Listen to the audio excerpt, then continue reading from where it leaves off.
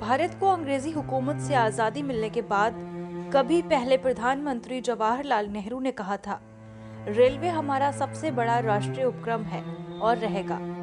उनके शब्दों में ये उपक्रम देश के लाखों लोगों के आराम और सुविधा का ख्याल बहुत आत्मीयता से रखता है।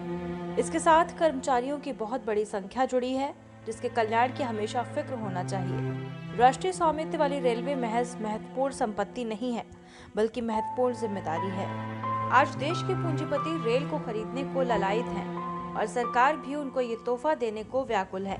लेकिन आजादी मिलने के समय देश के पूंजीपतियों को यही बेहतर लगा था कि इतना बड़ा काम जनता के पैसे से सरकार ही कर सकती है।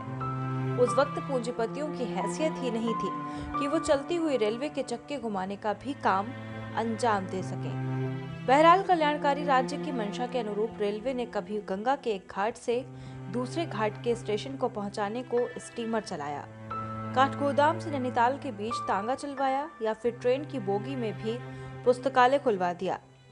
3 दशक पुरानी यादों को जहन में टटोला जाए तो बहुत सी यादगार बातें मिल जाएंगी। फिलहाल रेलवे में होने वाला बदलाव एकदम उलट तस्वीर है। जैसे रेलवे अब राष्ट्र की महत्वपूर्ण जिम्मेदारी नहीं, बल्कि बिकाऊ संपत्ति है। यात्रियों को मिलने वाली सुविधा एहसान की तरह जताए जा रहे हैं और हर सुविधा पर अतिरिक्त शुल्क हनक के साथ वसूलना ही राष्ट्रवाद माना जा रहा है। पहली निजी ट्रेन ट्रैक पर दौड़ना शुरू कर चुकी है। जल्द ऐसी ही ट्रेनों को दौड़ाने और स्टेशनों के भी निजी होने की प्रक्रिया शुरू हो गई है। ट्रैक की मरम्मत से लेकर बिकाऊ सामान की तरह कई स्टेशनों को सजाने का काम चालू है। ऐसा उस रेल के इतिहास में हो रहा है जिसने भारत में पहले उद्योग का दर्जा हासिल किया, जिसने किसानों को जमीन का बंधुआ होने से बचाकर मुक्त श्रमिक बनाया, जिसने देश को एक कोने से दूसरे कोने से जोड़ा, जिसने जाति धर्म के बंधनों को तोड़ने में मदद की, जिसने देश को गुलामी की जंजीरें तोड़ने में ऐतिहासिक भागीदारी की, जिसने लाखों परिवारों को व्यवस्थित जिंदगी जीने का मौका दिया और इस तरह सरकारों के आने जाने की परवाह किए बगैर अपना सफर जारी रखा। भारतीय रेल का करोड़ों लोगों को पीठ पर लादकर दिन रात का ये सफर तभी जारी रह सका जब कई पीढ़ियों के करोड़ों लोगों का खून पसीना इसमें शरीक हुआ और जिन्होंने इस सफर के लिए जान भी दी और सैनिकों की तरह मोर्चा संभाले रहे। हर साल दर्जनों की तादाद में ट्रैकमैनों ने जिंदगी खोई तो ट्रेन का ब्रेन कहे जाने वाले एक कंट्रोलर ने 2-2 दर्जन ट्रेनों का सफल संचालन करा के करोड़ों लोगों की जान बचाई। आज वही रेल अपने कर्मचारियों और उसके मुसाफिरों से मानो कह रही है, ये संपत्ति आपकी नहीं, जिसकी आपको रक्षा करना है। ये तो पराई हो रही है, जिसको कैसे चलना है उसका मालिक तय करेगा। अब किसी को शायद फुर्सत नहीं होगी कि अगर विदा बास्केट जैसी कहानी लिखे हम वहशी हैं, जैसे सफर के दर्द को महसूस कराए।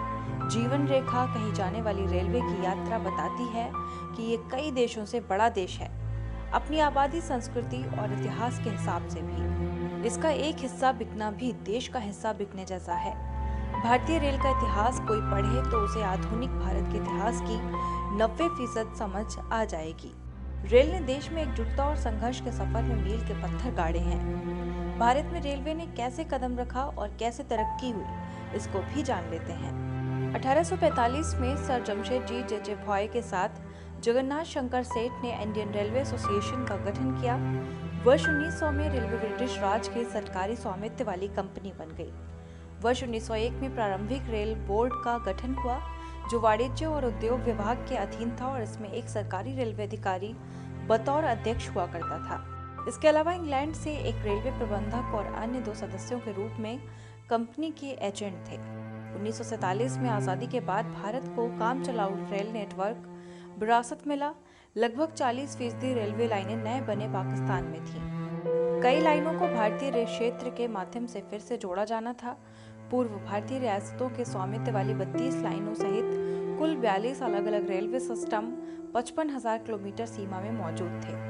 1952 में मौजूदा रेल नेटवर्क को जोन में बदलने का निर्णय लिया गया।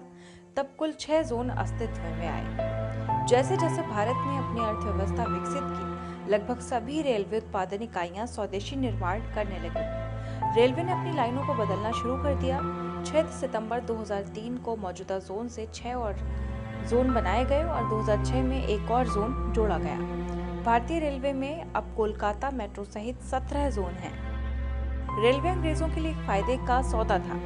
रेल कच्चे माल को देश भर से ढोकर इंग्लैंड का खजाना भरने के काम में लग गई। चाहे अनचाहे बहुत से लोगों को भी दूसरे क्षेत्रों में जाने का मौका मिला, मजदूर बतौर ही सही। बाद में यात्री गाड़ियों की भी शुरुआत हुई और बड़ी संख्या में रेल संचालन से लेकर रखरखाव में लोगों को इस उपक्रम में रोजगार मिला। बेशक हालात बहुत विपरीत थे, लेकिन सामूहिकता का पाठ भी तो पढ़ने को मिला। ये सामूहिकता 2 दशक पहले तक रेलवे कॉलोनियों की आबो हवा में समाई थी। एक जमाने में यही रेल विदेशी हुकूमत के खिलाफ लामबंदी का जरिया ही बन गई। क्रांतिकारियों का काकोरी केस, भगत सिंह का होलिया बदलकर रेल से जाना, महात्मा गांधी का देश भर में भ्रमण, अन्य नेताओं का भी इसी तरह गोलबंदी का प्रयास ट्रेन यात्रा से ही सुगम हो पाया।